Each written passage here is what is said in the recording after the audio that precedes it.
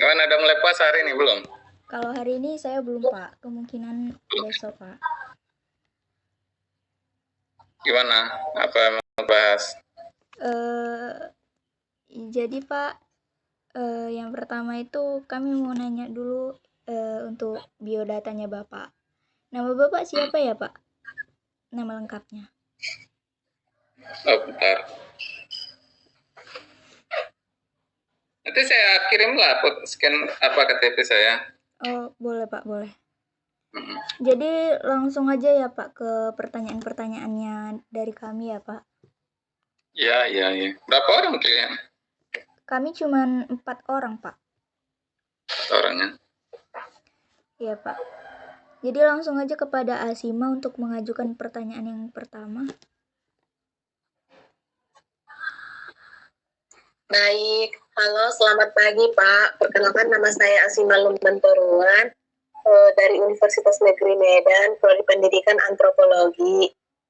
Di sini kami mau mewawancarai Bapak, seperti yang sudah dikatakan oleh saudari Putri sebelumnya. Tapi mohon maaf Pak, saya tidak bisa membuka kamera, dikarenakan jaringan di tempat saya kurang stabil Pak. Jadi suaranya bisa putus-putus nanti. Oh iya. Silakan Ibu Asima. Oke, baik. Kamu sering enggak? Enggak Pak, saya di kos di Medan. Ya, silakan.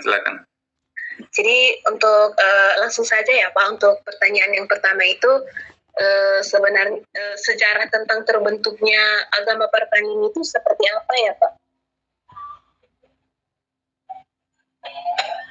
Sejarahnya ya. Iya Pak, sejarah singkatnya saja Pak, yang Bapak ketahui saja Pak. Yang pasti dia agama Purwomaling itu terbentuk setelah meninggalnya Raja Singamaraja. Jadi kita melembaga di tahun 1921. Setelah itu baru turun-temurun sampai sekarang gitu. Jadi salah satu muridnya Raja Singamaraja itu kan dulu kan sistem kerajaan Singamaraja itu kan ada namanya Perbaringan itu. Kalau sekarang itu mungkin sekelas gubernur lah ya. Jadi dia pemimpin wilayah kan gitu. Jadi salah satu muridnya itu yang meneruskan yang bernama Raja Mulyana Pospos. Itulah yang menjadi ya yang melembagakan lah namanya. Tadinya sebelum itu kan belum ada nama Permalim, nama agama Malim belum ada. Jadi kita startnya itu kita bilang startnya tahun 1921, masih baru kok. Walaupun mungkin ya dari segi ajarannya sudah ada sebelumnya, tapi nama itu sendiri baru tahun 1921 dikumandangkan gitu. Dari segi namanya ya. Sebentar.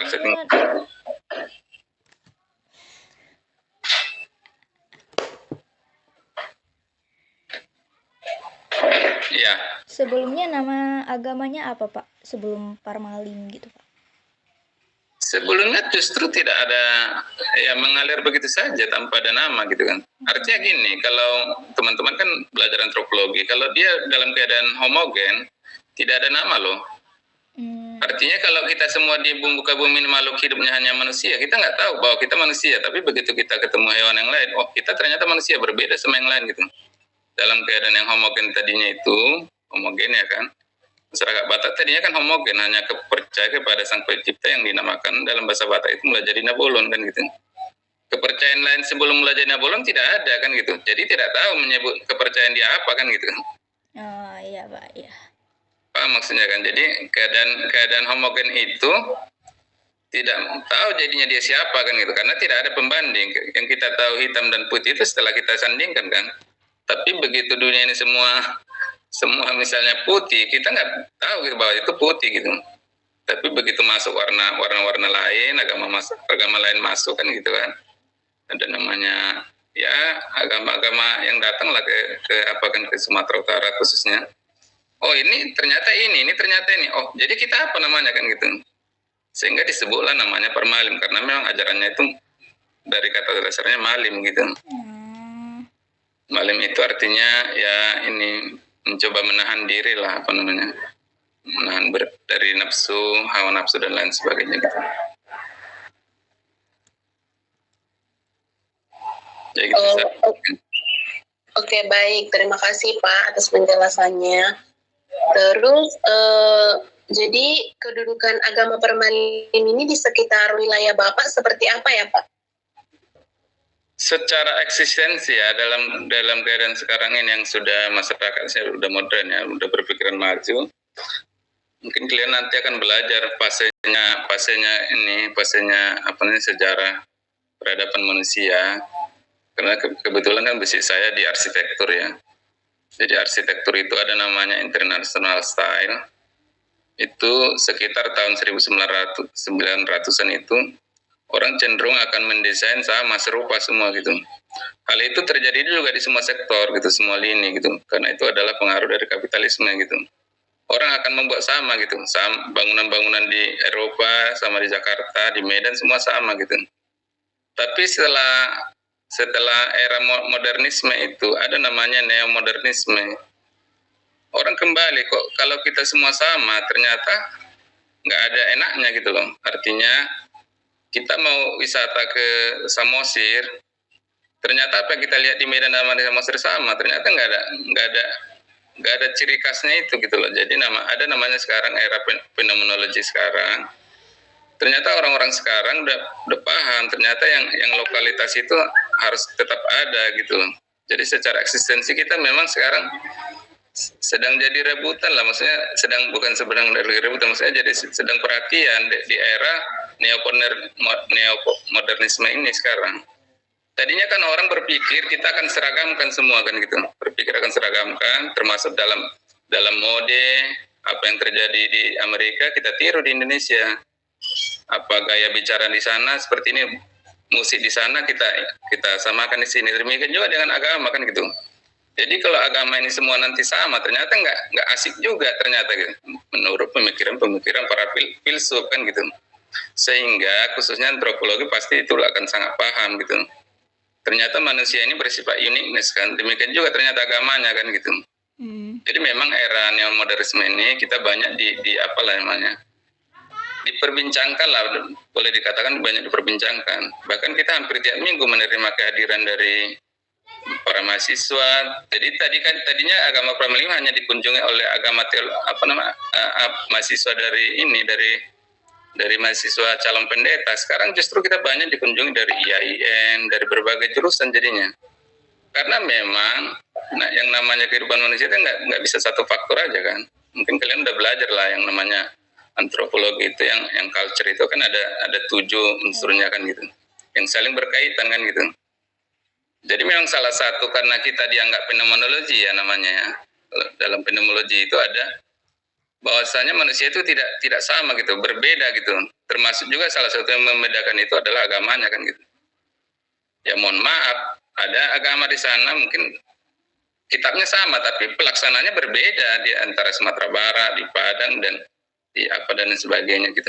Selalu nggak bisa disamakan gitu. Bagaimanapun juga tetap manusia itu membuat pembeda gitu.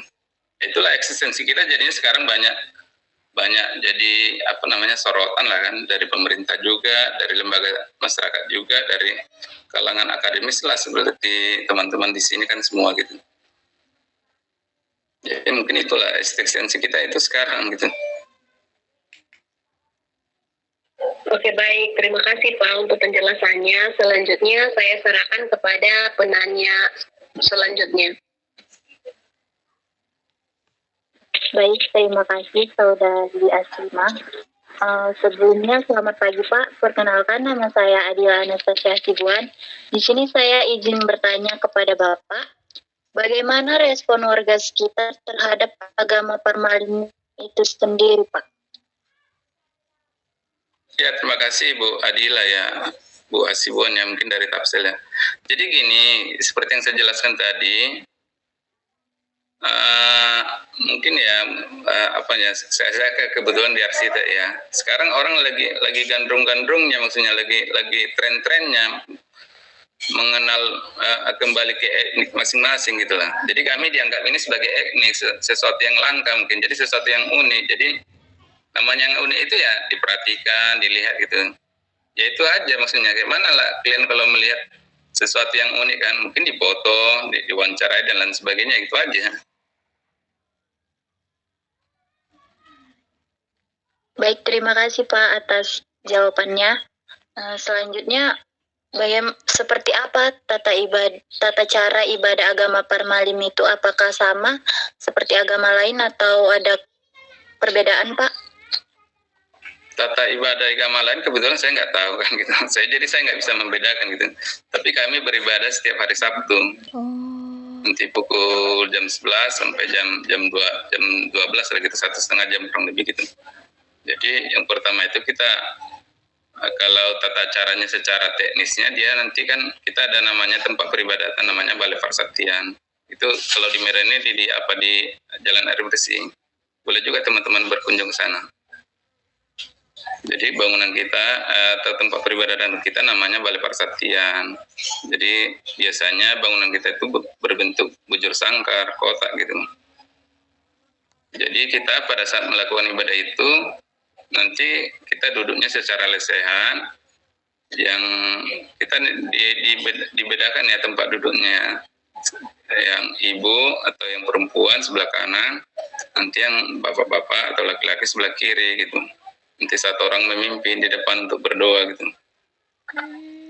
Itu saja. Ya cuma dalam tata pelaksanaannya Pak, kita memakai itu adalah pakaian adat Batak lah gitu, pakai ulos dan lain sebagainya. Terima kasih Pak atas jawabannya. Pertanyaan selanjutnya saya serahkan kepada penanya lain.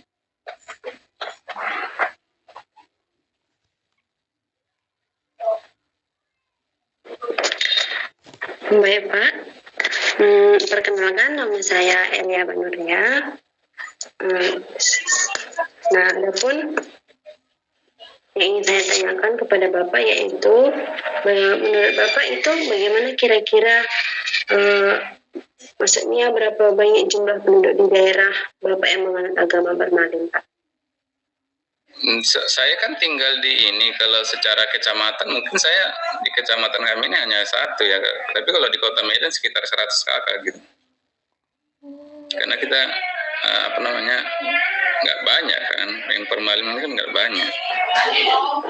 Ya mungkin secara keseluruhan seluruh Indonesia, secara dunia kan sebagian teman-teman kita kan ada juga di Jepang, ada yang di Australia dan lain sebagainya, mungkin sekitar ya nggak 5.000 kakak lah kurang lebih. Kalau total secara generalnya, tapi kalau di Medan sendiri sekitar 100 kakak lah gitu. Tapi kalau saya kan tinggal di Kecamatan Medan Selayang, mungkin 2 orang aja kami 2 kakak di sini. Berarti di tempat Bapak itu hanya 1 kakak aja gitu ya Pak? Kalau di komplek kami ya kami sendiri, 1 keluarga. Baik Pak, terima kasih Pak. Jadi Bapak untuk sekarang ini bertempat tinggal di mana Pak? Kalau boleh tahu domisilinya Pak? Di Medan Selayang, di Padang Bulan lah bisa dibilang gitu. Jadi di Medan. Untuk teman-teman ada yang ingin bertanya lagi mungkin sama Bapaknya?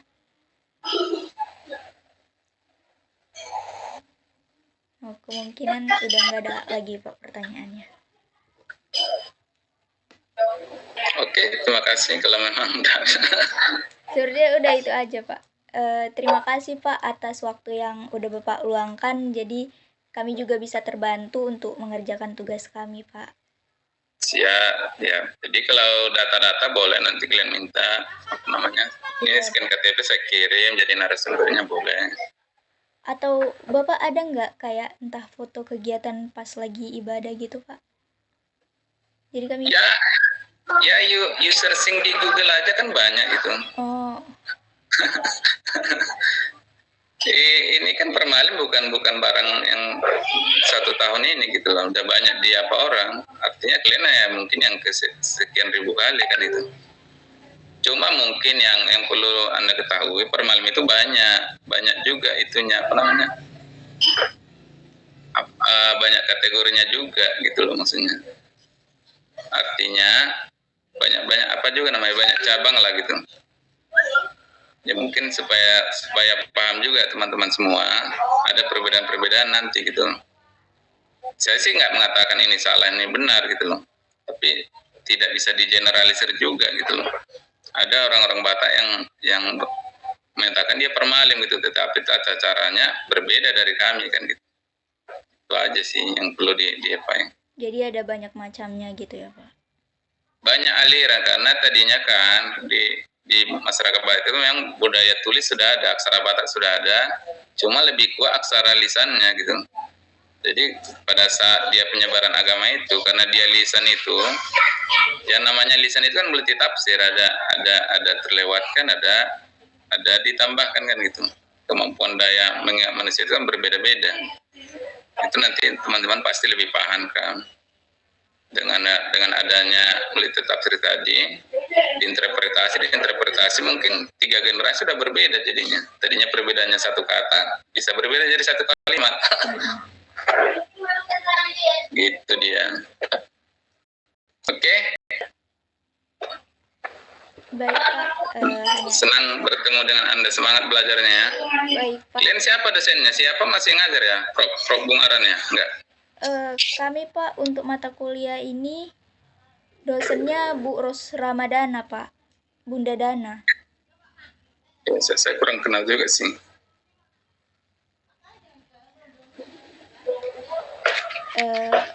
Udah Pak, hanya ini saja yang mau kami tanyakan Pak. Sekali lagi terima kasih ya Pak. Ya, sama-sama. Terima kasih. Selamat pagi. Selamat pagi Pak. Terima kasih Bapak. Ya, sama-sama Bu.